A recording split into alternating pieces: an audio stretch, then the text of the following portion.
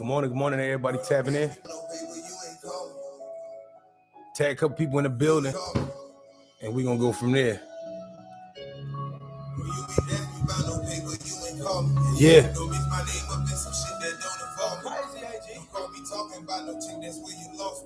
know, you out here slipping with jury ass sauce. Either you selling or you buying, you a customer. Hold the car, but when it's smoking, then we the muffler. If I don't know you, I ain't talking prices, feds and diet. He run his mouth like let's be fighting. We want to fight for it. Ain't out here ducking prison, I plan on never going. And like we out here making decisions, what my father told me. You know these hangers got extensions, aiming at your ditches. I pray I never have to send them at rap niggas rentals. Bro, I pray you don't offend us. We came to handle business. The judge lied, my man is sentence. We feel like you're listening. This what it's like to run your mouth, but ain't nobody listening. Though we from the bottom, we survive the trenches. Though he jealous, they had robbed him, but his pride was in it. Bro, fell him, he was riding, now he gotta kill him. When he catch him, he gon' fry him, then he gon' fry his biscuit. See in the street, we know it's beef, then we supplying brisket. Bro, you ain't ask me about no paper, you ain't call me. Don't mix my name up in some shit that don't involve me. Don't call me talking about no chick, that's where you lost me. You out here slipping with a jury, yeah, you saucy. Bro, don't ask me about no paper, you ain't call me. Don't mix my name up in some shit that don't involve me. Don't call me talking about no chick, that's where you lost me. You out here slipping with your jury, living saucy. You out here slipping with your jury, yeah, you saucy. Talking about these bitches where you lost me. Running through these hundreds, saying we flossing. We in the building, we in the building. My niggas get a I can't let no money, I ain't paying for no OnlyFans. Hold it to the bread and get ahead, that's my only plan. Let's go. I'm trying to tell you who I am. What up? You don't know me, man. I ain't hanging around you if you ain't got shit to show me, man. As long as you don't own me, we ain't never gotta meet again. Cause I keep to my business way too much to keep up with a friend. Miss me with the fake and it's the realest shit it's ever been. But they gon' tell you that it went a fucking way, it never went. You don't know me well if you gon' call me about such and such. I feel like y'all talk too much and never really know enough. I think it's over the time that y'all start growing up. Keep inviting niggas to shit, but we ain't showing up. It got decided long before there was a combo needed. If I put myself around some bullshit, I'ma leave it. So don't throw my name in any bullshit when you speak it. Cause the quickest way to find some shit is when you seek it. Bro, you ain't ask me about no paper, you ain't call me. Don't mix my name up in some shit that don't involve me. Don't call me talking about no shit that's where you lost me. You out here slipping with a jury, yeah, you saucy. Bro, don't ask me about no paper, you ain't call me. What up? Good morning, everybody. Came back into this morning convo. We here trying to get right this morning. We're gonna talk about a couple things. I got a inbox from somebody telling me that Josiah had extended Kyrie's suspension. So we're gonna talk about two things. We're gonna talk about the suspension and what's going on with Kyrie, and as they calling it, butt breaking. And then we're gonna deal with the new Black Panther movie and just the outlash and what's going on. And we're gonna talk about it. And some people said, you go see the movie? No, I didn't go waste my money. You know what I'm saying? Because I understand the mentality. Now, if you did, that ain't knocking you. But I've seen enough and talked to enough people about the movie to actually be able to pay attention to the key factors, right? So if you fucking with me this morning, man, please share this video any way that you can on any platform. Trying to switch over from YouTube to YouTube is a little extra. Soon I'll be going live from both platforms, you know what I'm saying? But let's get it. The first thing is, let's deal with this Nets owner. Because we're going to start here so I can figure out what happened. I'm saying the name right. Because it seems though, this brother said one thing. Well, again, he's not a brother. This gentleman said one thing and did another. Now, we all see and know what's going on with Kyrie Irving. We can all have our personal beliefs about what we feel that Kyrie Irving has done or didn't do. All I can go off is what Kyrie Irving has said in every tweet, every interview, everything I've heard Kyrie say is I'm not violent, I'm for everyone. It was just a link. But here it is yet and still. The owner of the Brooklyn Nets, the GM of the Brooklyn Nets, they all have come down on Kyrie Irving. And what is the end game, you say?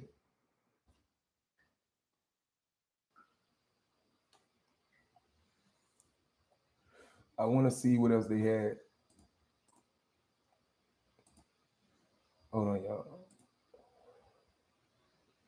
Now, one of the main parts of this that I wanted to speak about was I'm seeing this. It popped up on my screen. I'm trying to see find a clear news report about it. The issue is people been asking me, well, what's the big deal? Is the owner of the Nets basketball team Jewish? No, he's from China. So why is he making such an effort about it for whatever reason? Maybe because he got Jewish friends in the bed or in the bed with Jewish people as far as business. But I tell people all the time, especially a lot of black men I talk to on a regular basis, and when we talk, I explain to them that we have to understand as a people, especially black men, that there's a conjoined effort of all cultures in power to keep the men of our culture in a certain place. So if let's just say a black man stands up and challenges the Jew, well, what's going to stop him from standing up and challenging the European? Or what's going to stop him from standing up and challenging the Chinese? So clearly, it would make more sense to us if the owner of the Nets was a Jewish person, because we would say we get it. We get why all of the extra shit, because it affected him personally, even though it's like we don't all agree. But when he said, what's the end game? I don't, you know what I'm saying? I don't see why they would continue this on. But it's gonna have to. I pray that Kyrie takes this to court. Hold on, y'all. I'm looking for a clearer. Let me see if I can find it. Now we'll go. Let's go. Introducing the all-new. I think this the same dude though. That's Kwame Brown talking, so we're gonna see his point of view.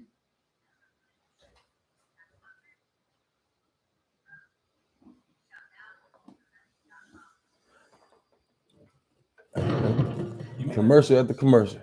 You know what's crazy? I feel like that Kyrie, with all this going on, I know he loved basketball. And I know how much he loved basketball and care about basketball. But I think it comes in time when you have to recognize that you're not in control of your dreams and your destiny.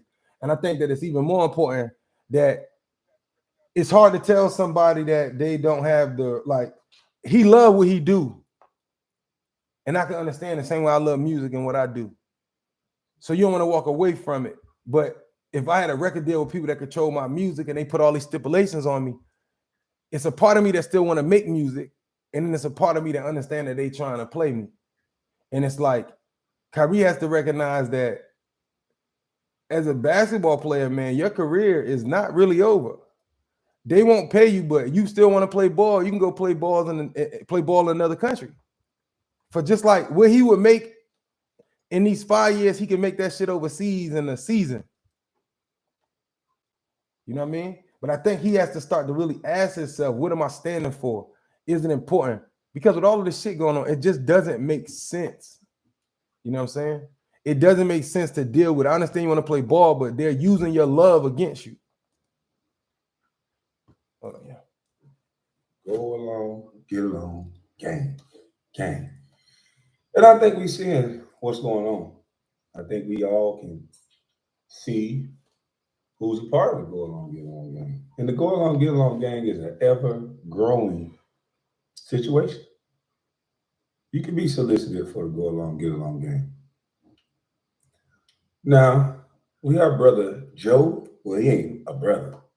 We have Joe Tassani. I don't even care about saying his name right. Because it seems, though, this brother said one thing. Well, again, he's not a brother. This gentleman said one thing and did another. Now, we all see and know what's going on with Kyrie Irving.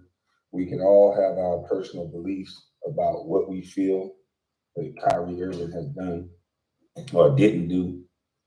All I can go off is what Kyrie Irving has said in every tweet, every interview, everything I've heard Kyrie say is I'm not violent, I'm for everyone. It was just a link. But here it is yet and still. The owner of the Brooklyn Nets, the GM of the Brooklyn Nets, they all have come down on Kyrie Irving. Hold on, y'all. Are you tired of being over? This is where we going. There's no reports on Kyrie or the suspension being carried on. So that's why one of the reasons why I'm talking to y'all right now, why I'm kind of just skimming the internet right now because usually it would have been like everything else on SportsCenter. And I'm not saying it's not true, but keep your eye on it. I know for a fact that he would expect the reaction. In my opinion, what Josiah is wrong in this conversation is that Josiah, he gonna lose a lot more than he gained. Brooklyn is in that arena is predominantly surrounded by the black community, who also gave him certain things that knocked down for that building to be built. He could have just kind of said, I support my players' beliefs. You know what I'm saying? We can sit down, but I'm going to back my player, or I'm not going to do these extra things to him, right? But he didn't, so it's going to hurt him. Players are not going to come there. Let's talk. Let's see what they're talking about. For people who understand the conversation, it is about black folks' origins in Judaism, right? And original Jewish people being black. Right. And do y'all have a problem with that when y'all hear That's that? the thing. That's the thing. I don't know anyone who has a problem with that. So I But guess it I don't seems understand. like that is a problem. But why? Like, But what was so bad in this movie with Kyrie Irving? I wanted to get to that. that's a great in question. that, like the title of it, I feel like is the problem.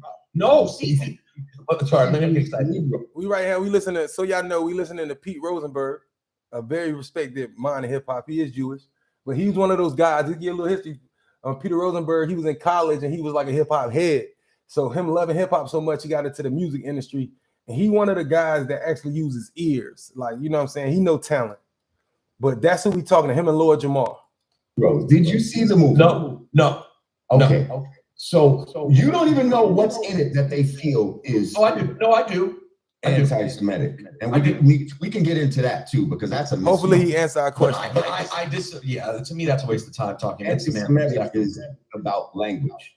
Yeah, it's not, but that's why the word should just be anti-Jewish. To be honest, all it does is muddies up the situation. I'm with you. I was gonna say, why y'all need a special word? I don't know. Honestly, I don't like Why y'all need a special word? It could be do not racism think the against word Jews. helps. Like, because everybody else is racism. See, we need the conversation. At the beginning of this conversation, he was saying that for those who understand the conversation, right?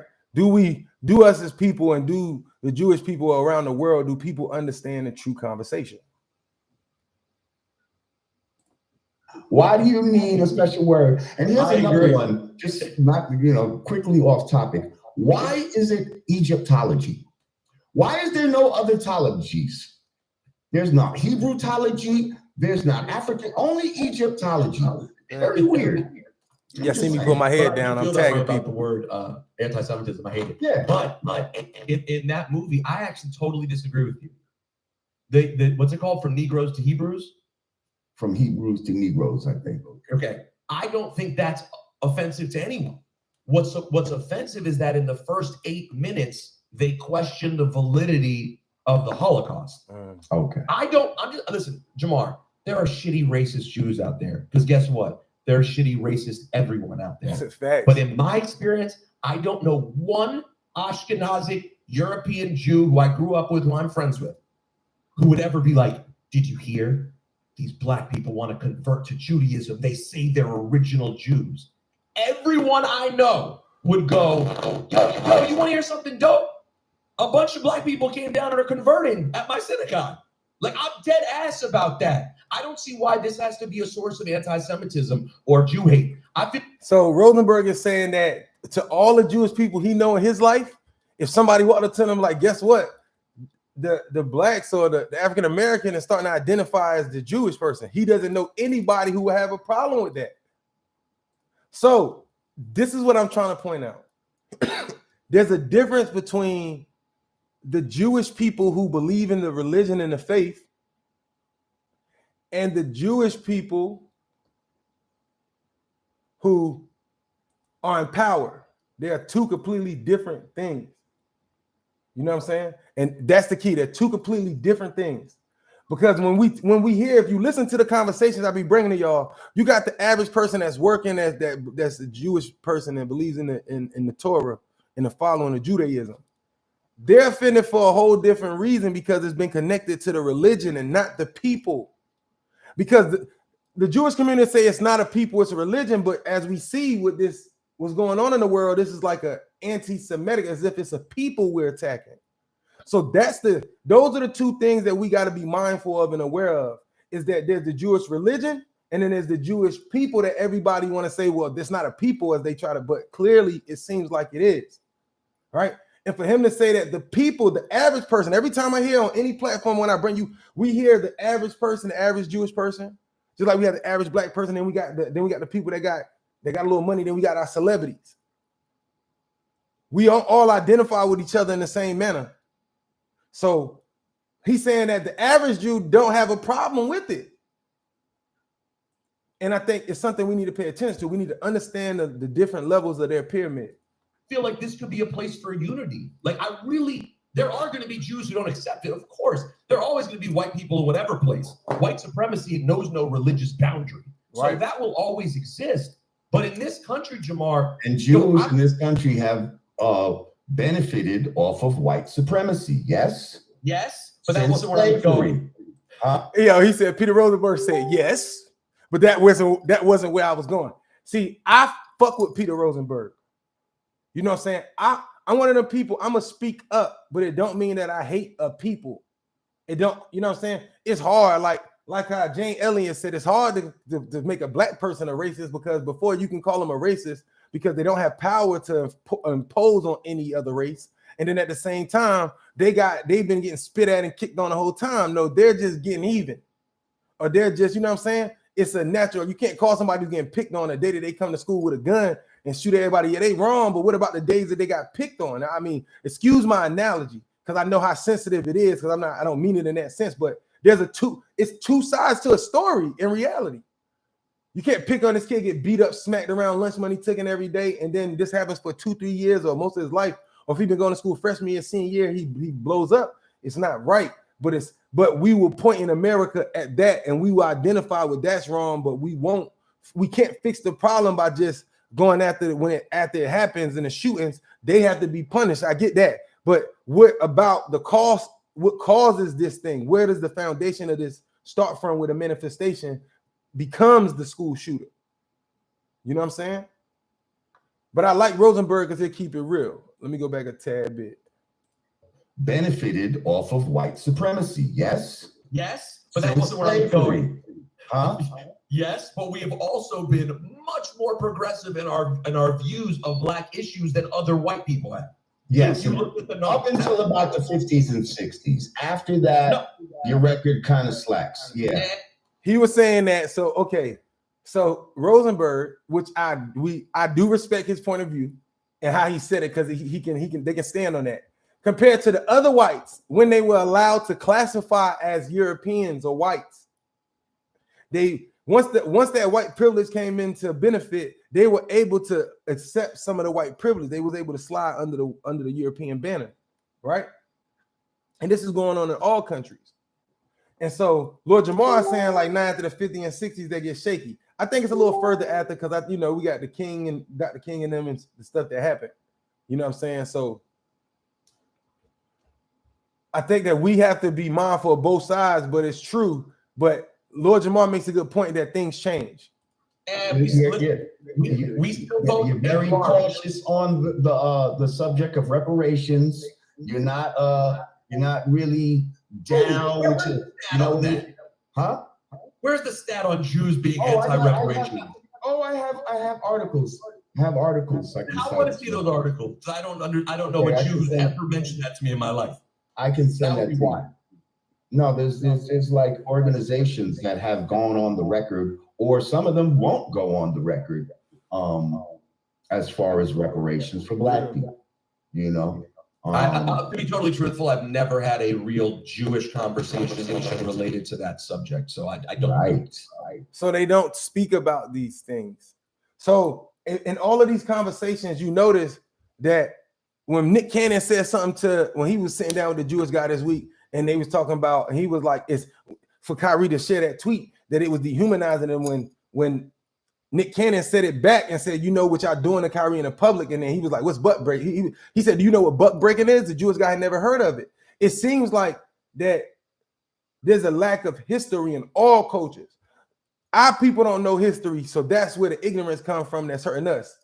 The Jewish people don't completely know the history, so that's why the ignorance happens. The white supremacists, the Nazis and all of them, the Klan, there's a lack of history. Now, some of the guys higher up might know some history, but on the average person doesn't know history. Or if there was a history understanding of what really happened, remember, history happened. There's what happened. It's not like there's a false history of what happened and the truth, like the false history was created, but there's a true history.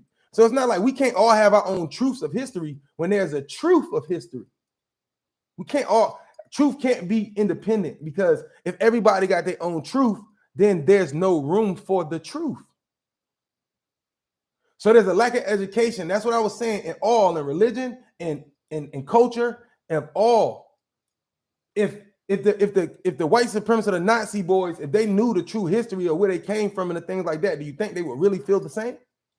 If the Jewish people understood the true history about the so-called Negro and its relevancy to the word Jew being connected to not so much a people, but what they did crossing the great ocean, the people that crossed the waters.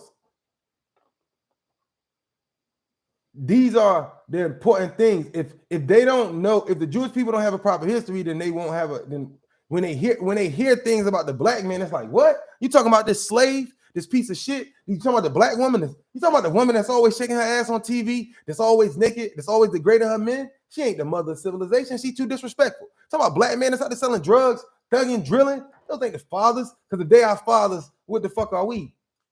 But then once they have to recognize that, but once they learn the true history, then it'll trickle up and say, you know what? Well, why are we selling this? See, the average person in the Jewish community or other communities, they live in decency, mid-class poverty. They, like I said, they have every social class.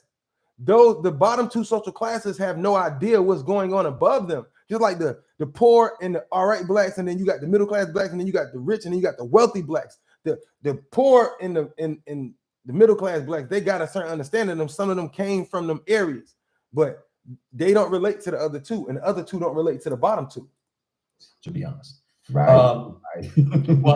But what I'm saying is this: in my life and in my experience, Jewish folks are the most supportive and progressive of all white people that I've ever known. And if you look at voting in this country, Jews are one of the only groups that by huge numbers votes against our pockets, votes not in favor of the taxes that would benefit us. Now, that's not to say there aren't rich Republican Jews like Jared Kushner and Stephen Miller and assholes like that. But by and large, day to day, that is not what most Jewish people are. At close to 80%, Jews do not vote that way. So I do think these things are important to notice. And we do have a deeper history and connection in civil rights than is given credit during these times. And that's a real thing. And I think it's been lost for a variety. So what Rosenberg is saying, that he feels that during the turmoil, a lot of Jewish people feel like the blacks are forgetting about how they marched with us with Dr. King. And we're forgetting how some of them lost their life in these marches and going down south with us. And how out of all of the groups of whites, they were the ones that cared the most, or and I would say to Rosenberg's benefit, or to the Jewish community's benefit. I mean, to some of the other white populations, which we classify as white, they would say, well, we wouldn't have did it because we told you they was going to snake you in your back eventually. It's, you know. But I guess I'm starting to realize, because I've heard it multiple times, they feel like we're forgetting that they stood and died with us. But another reason too, and not to take it from them, is that we got to remember the Holocaust wasn't that long ago. So the Jewish people got treated like blacks. They never were considered Europeans in history until a certain time in American history with white privilege. But they never were considered Europeans or white people until then. So they got treated unfairly. So they have a history of being, and then they were like damn near exterminated. Just like a lot of the tribes of Africa was exterminating our people, but there was an attempt to exterminate them in the last 200 years, last 100 years. So their hurt is still, their grandmothers is right there. Like somebody grandmama that's still alive, you know what I'm saying? A great grandmama was in the Holocaust. We don't have, that's like our great, that's like 6 generations back. That was about 6 to, well, maybe less, because they was living longer.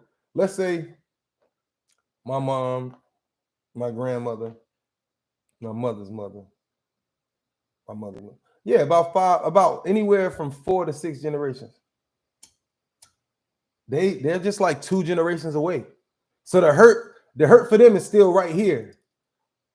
And that's why during the time of the Black struggle, it affected them so much because they could see the extermination about to take place. They know what they went through in Germany. They know when they see what was going on in the movies, it happened to them first. When they see how they got put in projects, they know what happens in the far run when you dehumanize the people. You know what I'm saying? But it's going to be hard to prove a point to a people that's being dehumanized daily. It's like trying to call a people being enslaved the oppressor for having feelings. Variety of reasons. And I admit, there are certain situations right now, man, like watching the Kanye and Kyrie stuff play out. We do it to ourselves a lot, bro. Like we do. I get extremely frustrated that decisions are made that really just make the whole thing worse. I really do see that often, and it frustrates me. So like with this Kyrie thing, for instance, like how do you feel that? First of all, he tweeted out just a link. He didn't say nothing. He just tweeted out a link. I think he said, "This is what I'm watching right now," or something like that.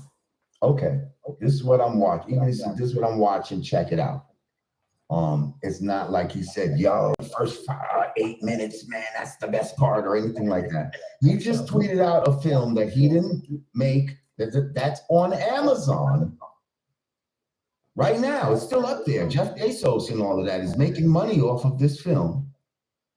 Your boy Shaq is talking shit about Kyrie. Turns out he showed this movie in one of his movie theaters like 2-3 years ago.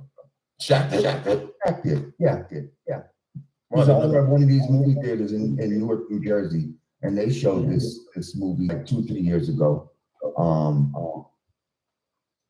But he want to call people all kind of idiots and shit. So my thing is, again, if you have the vitriol for homeboy tweeting it out, where's the vitriol for Jeff Bezos and Amazon and all that other shit? Honestly, in my personal view of that, I just think most people don't see it as a tangible. And to just to wrap up this conversation, because just keeping y'all updated what's going on, is they did make a point yesterday on TV. Molly on Sports Center, she made a point to say that they are having sit downs with Amazon and going after them to take it down. But we don't realize that the whole point, they went after Kyrie, and then once they go after Jeff Bezos, then they go after the man that created it in the Hebrew Israelites. So I think that we need to pay attention. We asked them that we see when we open the door and say, well, why don't you get mad at Jeff Bezos? So they was quiet. We kept demanding it. So they gonna go sit down and talk to him, and they're gonna try to get him to take it off the platform. Once they get it to take it off the platform, the next question is they're gonna say, well, we need to go after the person who created this, which is Mr. Dalton, who put the information together. But they're not gonna want to sit down. You know what I'm saying? They're gonna want to have different types of conversation trying to block his outlets, right? So that's one, and I think that that's important. I want to, and now we're gonna go to this Black Panther conversation. In the movie Black Panther, I did not go see it, but I asked a lot of questions about it just on the outskirts, and then just from what I saw. So let's start from the basics.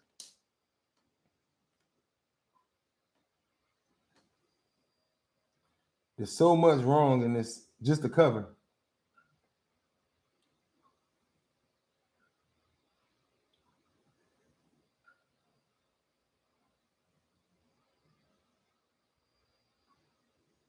So I'm gonna show y'all this.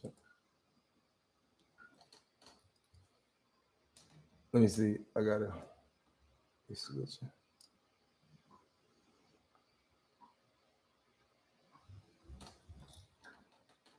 Now, if you pay attention, it's something on the other side. All right, you see this? Now, the first issue, let's just focus on the top. There's 1, 2, 3, 4, 5. Well, no, that's something on the side. Hold on, y'all.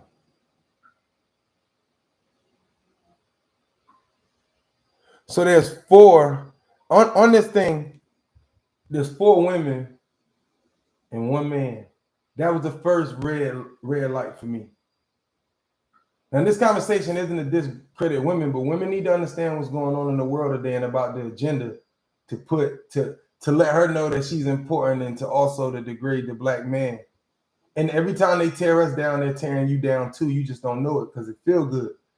You know what I'm saying? Remember, the serpent deceives Eve. The serpent will always deceive Eve if you understand the allegory. Keep her distracted while you insult her black man. Because without each other, they have no value.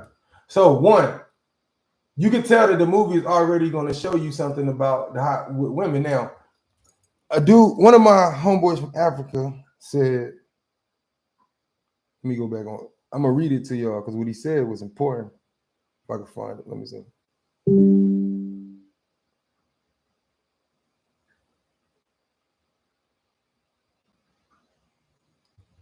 So this is what I wrote about it. I said, I love the Wakanda movies, but these movies are not history or rooted in fact. Still pushing a woman's agenda, a woman agenda movie after the movie we just saw, which was The Woman King. Plus the lie and the concepts of the indigenous people of South America. Right? And I said that it was a distraction from what's going on in the world to keep us, right? Because we mad, but we don't realize that who own the movie theaters. So we run out of here in ignorance and go put billions of dollars back in their pocket when they said they had a formula for us. And when they said that they know how to keep us occupied because they have a formula for us. Right? And my homeboy who live in Africa said, he said, if that had been based in any kind of truth, the son, I don't know how to pronounce his name, would have ascended to the throne of Wakanda because he was already king. One of the tribes and accomplished warriors as king. Instead, we get Woman King Part 2. This came from a man in Africa. If this story had been based on any kind of truth of African history, the son of T'Challa would have ascended to the throne of Wakanda. Let me explain what he means. And then I'm gonna give you historical fact on this. You know, there's a tradition. Like even the Woman King, what they forgot to put in the movie was they still had a king. They still had a king, but they were powerful. But if this was real life, if T'Challa, King T'Challa, passed and he had a son, his son would rule. He would have advisors, like they would have a military, one of the best military guards or 2 with him. He would have somebody who's older that's wise in politics or in affairs, and they would have him rule, unless he was a newborn baby. Now, anybody that has seen this movie, I would love for y'all to put, rather in the comment or if y'all put in the comment section, how old was he? But the point is, if the child is a certain age, even if he's 8 or 9, he becomes king. They don't wait and hide him and let his sister become the ruler. And it's nothing against women, but it's just not how it was structured. Now, I can understand that they said they was hiding him until he got older and stuff like that. And that goes back to them hiding Jesus, right? Y'all got to see the parallels and where he went from age, like 14 to 32 or 32, he popped back up in the Bible. You got to see the correlation. Now, the movie is the guards that guard the king. Those are the women king. And the other people aren't. Now, in history, we got people like King Tut, who died, who got killed. And he ascended to the throne at a young age. Shit, Abu Bakari, aka Mansa Musa, he ascended the throne at like 10. So tell me, I think that's the issue. Women had power before. See, a woman wants to know a true history. She need to know what happened at the beginning, the very beginning. The way that they're giving you the power in the story is completely not factual, but it feels good. So remember in school when we talk about white supremacy, how all of the kids, if we grow up to school and we all had to watch like Roots in school, you see how like the white kids in our class, they felt like rulers. And when they left class, they felt like, damn, we rulers. Some of them felt bad, but they still felt like we were conquerors. The black kids in that class went home and they felt like we were less than, and we were emotionally attached to what our ancestors went through and didn't understand why they didn't fight and then do something. So we digested that mindset. So why would this not have the same effect on the man and the woman relationship in the movie when they watch this movie? We're being fed disconnection. And then I'm hearing that the men fight the women. That sounds crazy as hell to me. You get what I'm saying?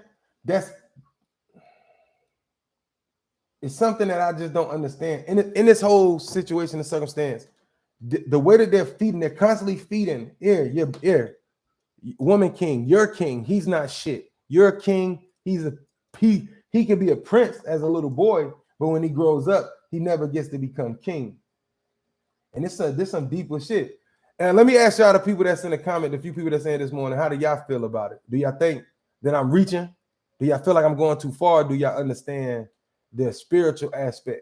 Because I'm not against women at all. You know what I'm saying? I always try to, I'm the guy that had the conversation. Like Pharaoh said, I'm the guy that my conversation was talking about the black woman was God. And I was having these conversations, you know what I'm saying? Pharaoh is, I fuck with Pharaoh to an extent, but I came in naturally like that. So I don't have a problem. But I think that has to be rooted in the right manner. Now I will watch this movie eventually. I won't go see it in the movie theaters because I choose to control my dollar or my income and the cash that I'm gonna get from this. I mean, where I'm gonna spend my money. We forgot how to collectively use our dollar, right? But the movie, just from the jump, then I talked to somebody, and they was like, I seen it, and they was like, yo, bro, it's crazy. And I was like, where the people, did they go to South America? They're like, nah, they came to them. You feel me? And I was like, okay. So then it's like I can see from the cover what they look like. This is a deeper conversation about the South American conversation. In the South American conversation, the issue is, like, they can prove that Mansa Musa, Abubakari, was one of the Olmec kings. His name was Montezuma. He changed his name to Montezuma. Right? And they said that 30% of the Olmecs, which is the founding classes of civilizations of the South American peoples, of all peoples,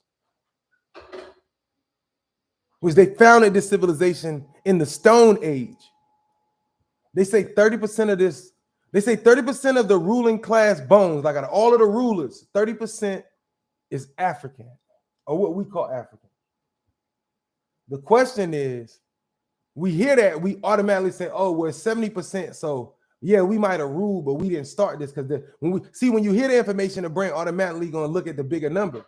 This is the trickery. You're gonna say 70%. Well, that only we can't make an argument, because if we only was 30% of this whole existence, then there's more of them existent, of other people, other looking people than us in this empire. But we never asked the question, what place did the 30% go? Because if that 30% was the first, if there were 20 rulers and the first 7 were of African kings, then that 30% is different, because that 30% is the first percentage. And I can put money on it that we were the first. It was the first ruler. That's why they made sure they told us the information, but left that out. Right? And let me see, let me read what Dr. Boyce. Hold on, yeah. Let me read what Dr. Boyce wrote about the Wakanda movie. Homeboy Levy had sent me something yesterday about what he wrote, because we was talking about this. So Dr. Boyce wrote, I'm watching Black Panther 2, And I've concluded that Disney chose to model this film after the fatherless black family, where women are forced to become masculine protectors. This doesn't make much space for the black male. Women and men are not the same. We need each other. And then on one of his comments, it said the movie was made for black women, which makes sense since they have so much consumer spreading power. So there's an agenda going on to embody the black woman with power, which, hey, I'm not against her having power. I'm not against her even being told that she matters and that she's important, because she is and she always has. You know what I'm saying? So, hold on one second. Yeah, somebody who was asking me I'm online now. Hold on. I'm not against her having power. I think that as men, we need to be clear in our explanation. And I'm going to be clear to my best ability this morning. Like, when it comes down to women, they deserve to feel good. They deserve to be respected. So I'm not against it. The agenda, and that's why I always bring up, we got to use the analogy. The serpent always goes to Eve first. And we got to understand what that means. Women have, like how Dr. Boyce just said, or that comment, it makes sense for them to market the women because they have spending power. Where the women spending money on clothing, that's why there's everything comes in every color on in the solar system for a woman. With a man, we lucky if we get 3 colors because they know that they're not marketing it to us and they know we don't care that much. You know what I'm saying? Like, we ain't fingernail polish come in 4,000 colors. You know what I mean? Anything you desire that your heart asks for a woman. So I'm not against it, but they modeled this movie after the fatherless black family. The black family of 35, 40 years ago is different from the black family now. Yes, there are a lot of kids with no fathers. Yes, there is still things going on, but there also are different type of men that grew up. You know what I mean? There are also different type of, you know, in our culture. Oh,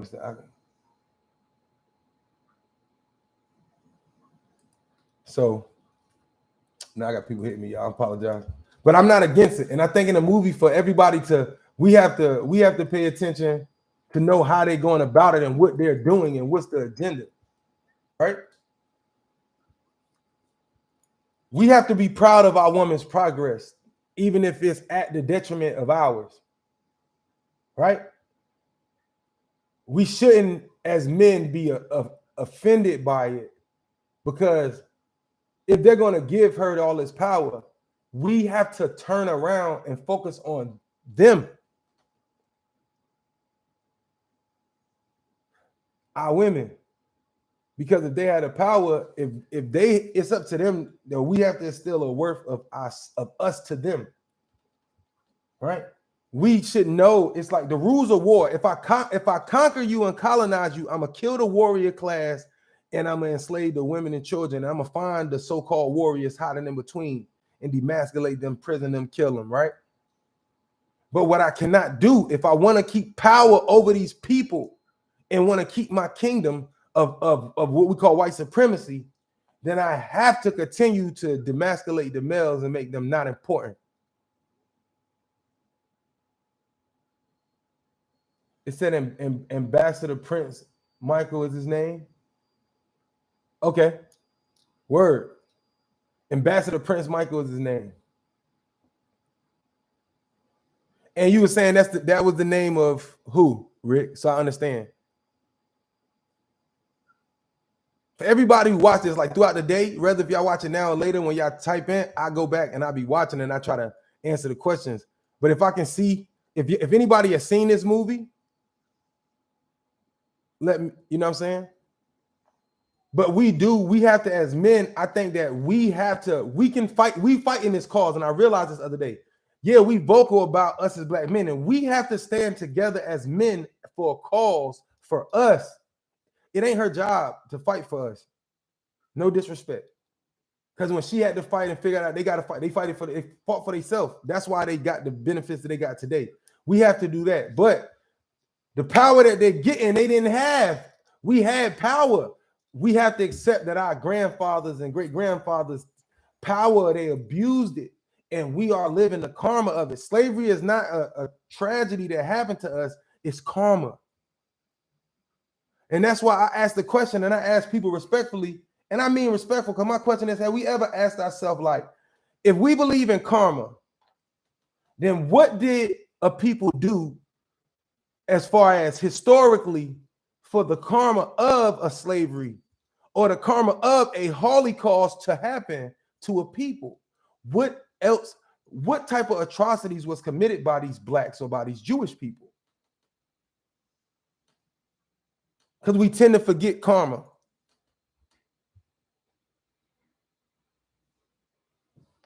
So let me go back to this cover on Black Panther.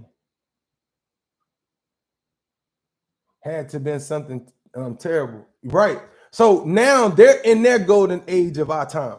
So the women, they're getting a lot of pride and joy, because you know why? Because every conversation I had with the people that watch me, I've been prepping you to understand that the truth goes back to her.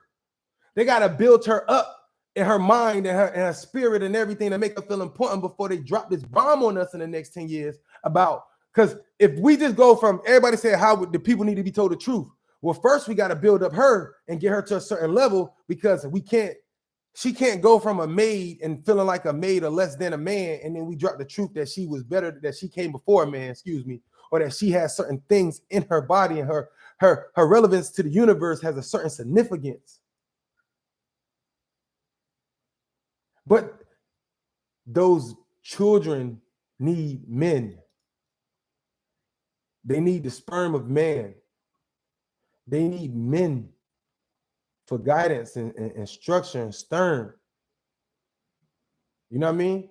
It's something we forgot. We have to be mindful of the animals and of other things around us and how they value their system. We didn't create a system off of, we sat in a room with a bunch of people and said, okay, this is what we're going to make civilization. No, civilization exists in all kingdoms. We don't see it because we choose not to use our eyes. The lions live in kingdoms. These people live in kingdoms. They live in kingdoms. The lion, like I said the other morning, there's 6 of them. It's 6, 7 girls. It's 1 man. They could clearly fuck him up and jump him if they want to. Why do they love the presence of a male?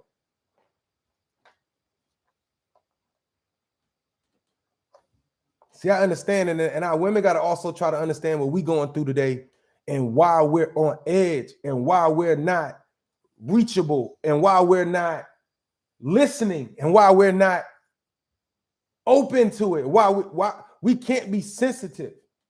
We know what lies ahead for your children and your sons.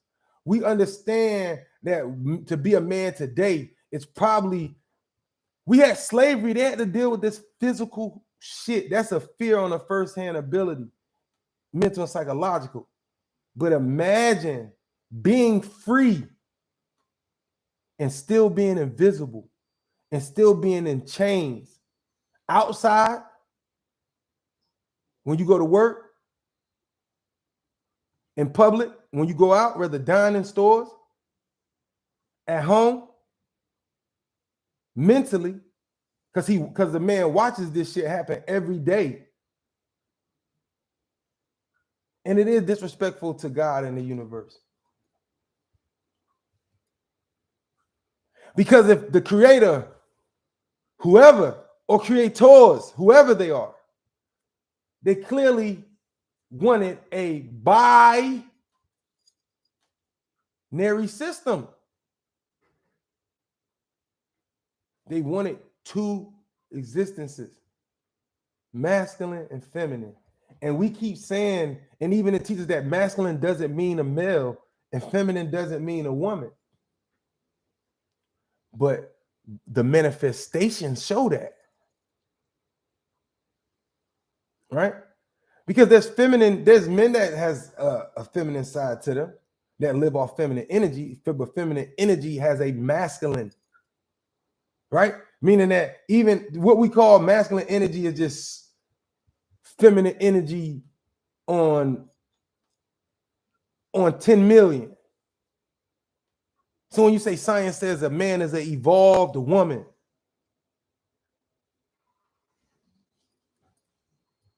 this is the shit we got to pay attention to. You know what I'm saying? And it's crazy because I see with all of these, with all of these Black Panthers, let's see. I want to hear what some people got to say and piggyback.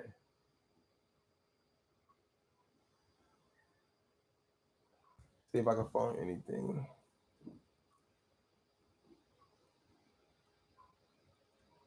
Let's see. They say questions they have about the Black Panther sequel. Let's listen. Ready for your speech, Convo?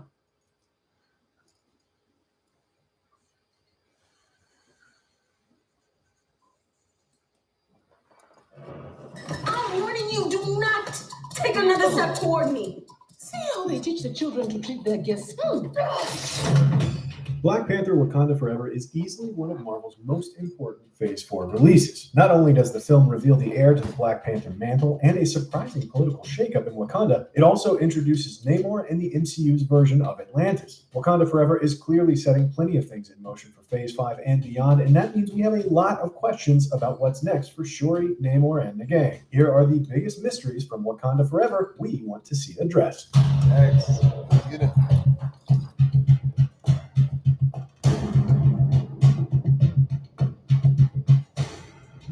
There are many ways the MCU could have handled the death of actor Chadwick Boseman and the fate of T'Challa, but Wakanda Forever opts to stick as close to reality as possible. We learned T'Challa became terminally ill, eventually succumbing to his disease before Shuri and her team could synthesize a new version of the heart-shaped herb to help save him. The film never actually reveals what disease T'Challa suffered from. However, a newscast segment simply refers to it as an undisclosed illness. Did he? Which is weird, because if they got the power to heal him, they wanted to make it real. See, they knew that by Chad Boswick being dead, that we have a emotional connection to the first Black real superhero, because what's the name? Will Smith, he was a drunk. So that killed out our enthusiasm. And and his soulmate, it was a white woman. That killed our enthusiasm. Feel me? And I know y'all see it in my face right now, but that's the truth of how I feel about it. But they knew that we was emotionally connected to him visually. So they playing off our emotions. But they also are saying the Black man is sick.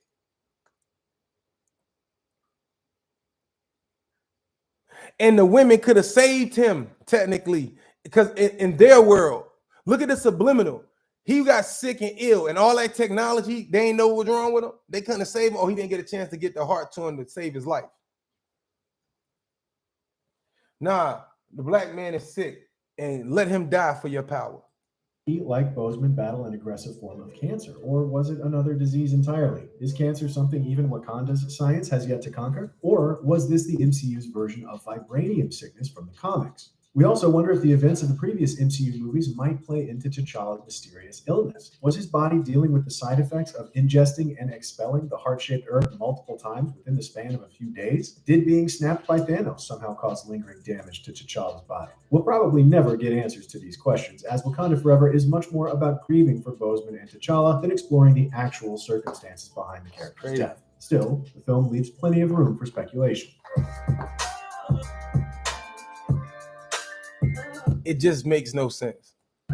Riri Williams and her homemade vibranium detector are definitely the twin MacGuffins of Wakanda Forever. Riri herself is basically the film's answer to America Chavez, as our heroes are forced to protect her from an all-powerful force bent on killing her. But the sequel leaves some major unanswered questions regarding the origins of her invention. For one thing, how the heck did Riri even manage to build a machine that detects a metal found almost nowhere on Earth outside of Wakanda and Talokan? Where did she acquire a sample to calibrate her device in the first place? And even more importantly, who was this mysterious professor who sold the machine to the government? This could be the work of Tim Blake Nelson's The Leader, setting the stage for Captain America: New World Order. On the other hand, we've been wrong about him before. There seems to be some important backstory to Riri's machine and Lake Bell's character, Dr. Graham, that the film never gets around. So they're saying that this girl has a vibranium detector that they're protecting her.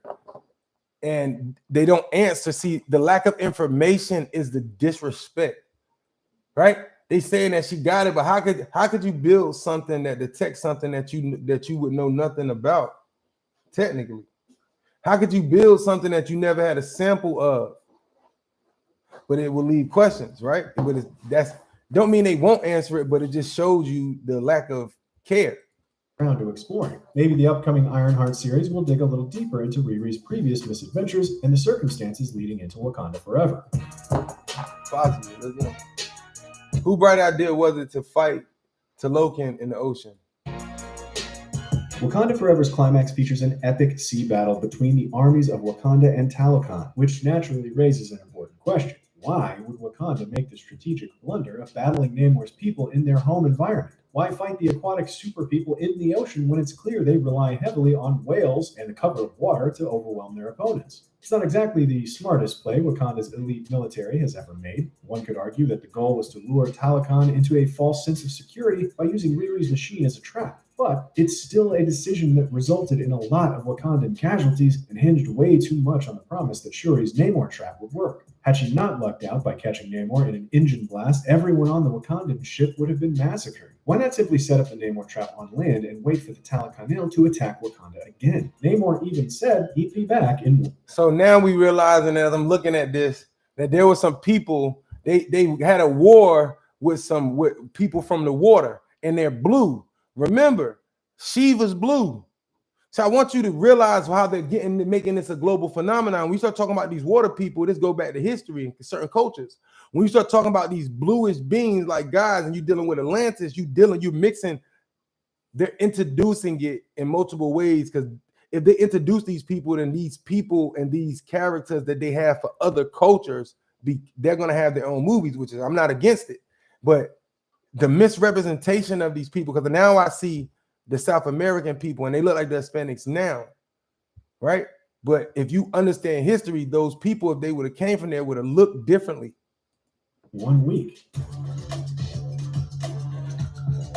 Is M'Baku really the new king? Wakanda Forever ends with a surprise shakeup to the kingdom's political structure. While Shuri may have claimed the mantle of Black Panther, she seems to have no interest in ruling Wakanda as its queen. Instead, M'Baku shows up to participate in the ceremonial challenge, suggesting the throne is about to pass to the leader of the Jabari tribe. What exactly does this mean for Wakanda going forward? Traditionally, the King of Wakanda and the Black Panther are one and the same, but it appears that's no longer the case. It is worth remembering that T'Challa became Black Panther while his father still ruled, so there's some precedent for the roles being split, not to mention the time Ramonda spent as queen. And the film does make a strong case for M'Baku as king, given that he was the... So let's say there's two tribes. Remember, they had to fight, so clearly they're family.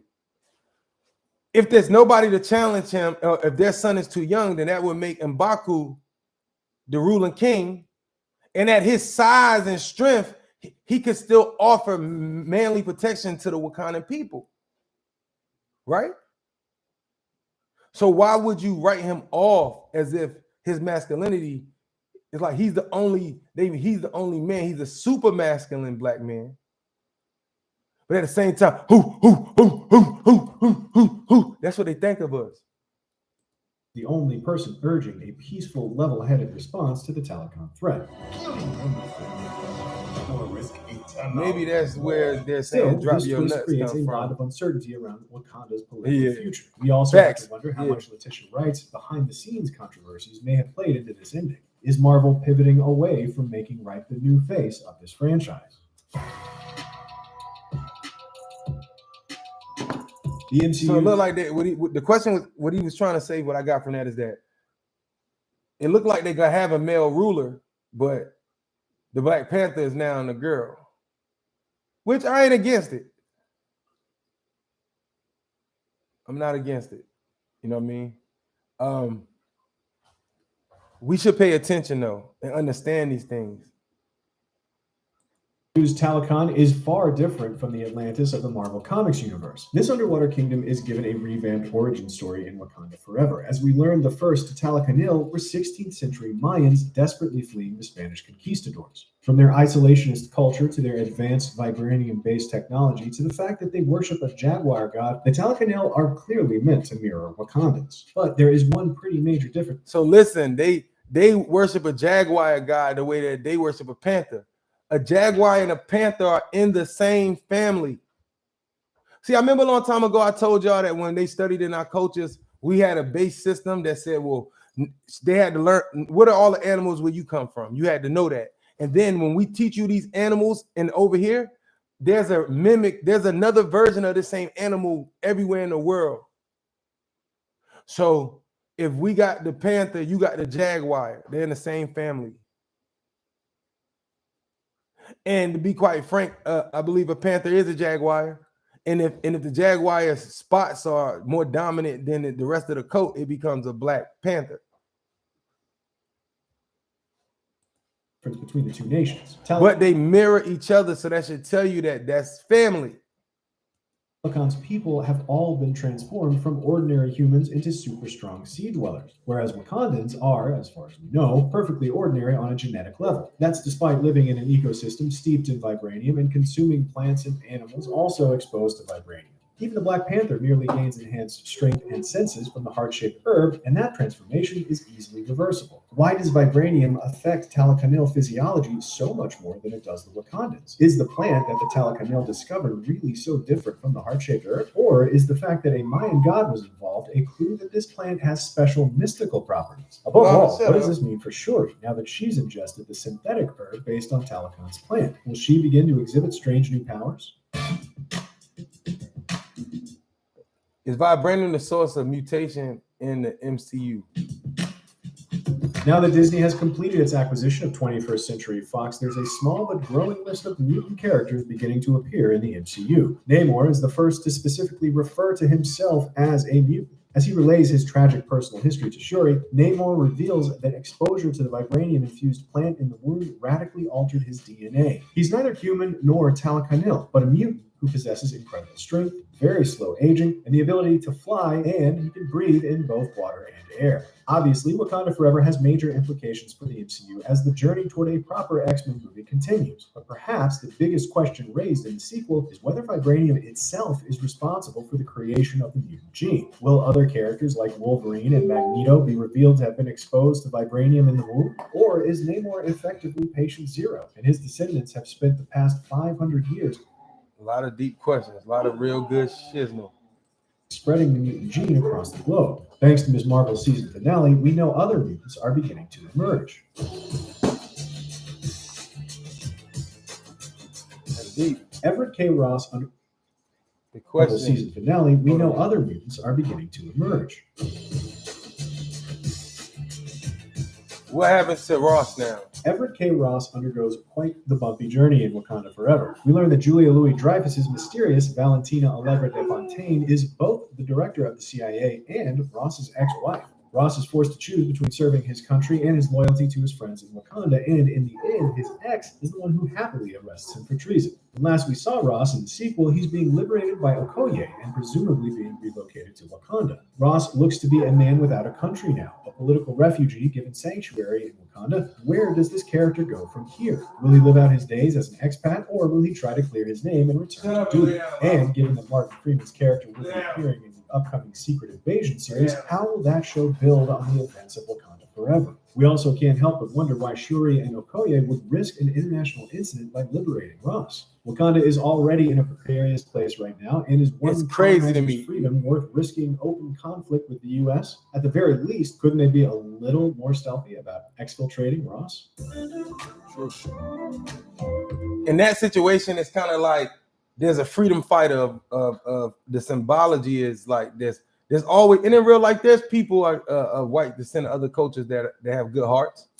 So it's always a reminder. Some people say, oh, they're always trying to make it a white savior. We could say that, or we could say that in all situations, we need help from others. Will the director after a attack handful of appearances Wakanda that mostly involve recruiting impressionable young heroes to join the Thunderbolts, Valentina Allegra de Fontaine returns to play a much more substantial role in Wakanda Forever. We have a much clearer grasp on her motivations now. Director de Fontaine has tasked herself with preserving national security at all costs, and she has her eyes on Wakanda's massive stash of vibranium. The sequel strongly suggests that it's only a matter of time before the US and other nations make another play for Wakanda's vibranium. In fact, that could very well be the premise of 2024's Thunderbolts movie. Will Director DeFontaine dispatch her new team to Wakanda under the pretext of defending American interests? Maybe Wakanda's decision to kidnap her ex-husband is all the political excuse she needs. That would certainly put Bucky in an interesting predicament in the movie. He, like Ross, owes a great deal to Shuri and her team. If Director DeFontaine does launch an invasion of Wakanda, does that mean the U.S. will also stumble into a war with Talokan? At this point, the Thunderbolts may wind up being a Black Panther sequel in all but name. My point is, when you watch these movies, be careful what you ingest and always ask yourself, what are they trying to sell you and what they doing? We out.